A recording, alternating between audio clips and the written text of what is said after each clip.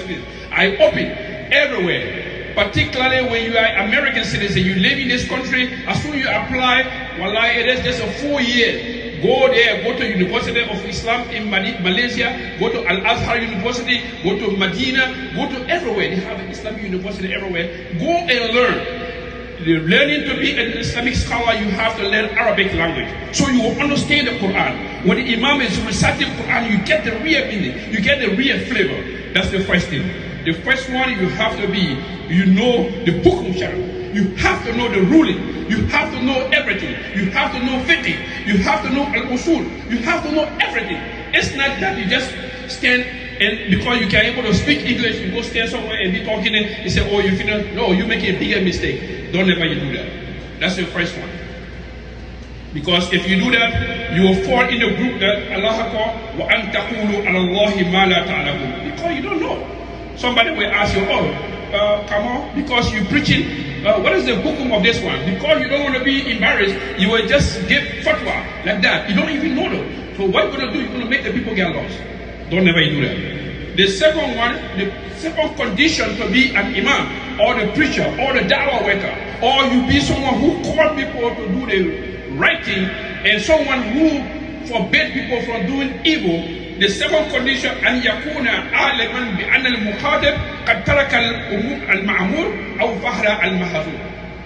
Don't see somebody walking with one woman in the street, you just conclude, oh, why are you walking with a woman? You are a Muslim, you're not supposed to do that. You just conclude. You don't even know, maybe that's man's wife. You don't even know if the person's daughter or some kind of Zu Muharram. So before you do, ask questions.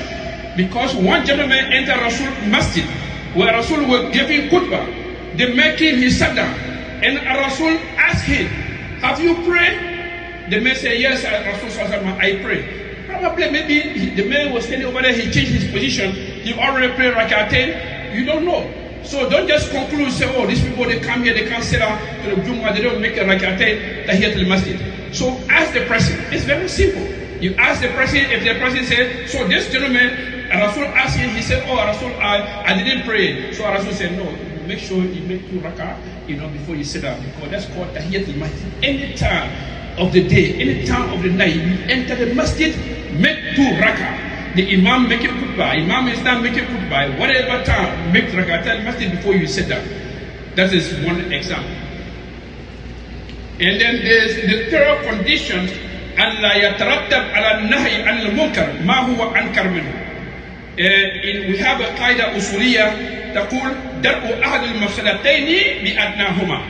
So if you see someone smoking and you know if you tell him to stop smoking, he will go take liquor, alcohol and drink it. So if you know that person, leave that person, don't tell him not to smoke. Because when you tell him not to smoke, he's going to run to go drink. So drinking is more horrible than smoking. So if you see him smoking, if smoking can make him to stop drinking alcohol, let him, don't bother with him. That's the third condition. Because Rasul sallallahu alaihi wasallam in one of the hadith, Rasul said, لَعَنَ اللَّهُ مَنْ لَعَنَ وَالِدَيْهِ قَالُوا وَكَيْفَ يَلْعَنُ الرَّجُلُ وَالِدَيْهِ قَالَ يَسُبُّ الرَّجُلُ أَبَا الرَّجُلِ فَيَسُبُّ أَبَاهُ وَيَسُبُّ أُمَّهُ. Rasul said in his hadith that Allah cursed those who can curse or curse their parents, their both parents, their mom and dad. The Sahaba, the companions of Rasul sallallahu alaihi wasallam, they were shocked. How somebody will curse their parents? Rasul said, if you curse somebody, be your friend or your co-worker, and that person get mad because you curse his father, and then he curse your father again, so that means you the cause that curse your own parents. So it's like you curse your own parents because you the cause of it. So that's the evidence. The fourth condition, يجب على الآمر بالمعروف والنهي عن المنكر أن ينوي بهذا أي الأمر بالمعروف والنهي عن المنكر إصلاح الخلق لا انتصار عليه. Okay, that is the most important one, and that comes to us, we the dawah workers, we the imams, we the teachers around here. When you preaching somebody, your intention should be to reform this person, the people of Allah or the congregation. Don't say, oh, let me get victory over this person. Oh, this person argue with me about this one. So all you do, I will prove to the man that I have an authority. If you do that, then you have a trouble where Allah subhanahu wa ta'ala, having said that, we have come to the end of the khutbah for today. Allahumma inni da'i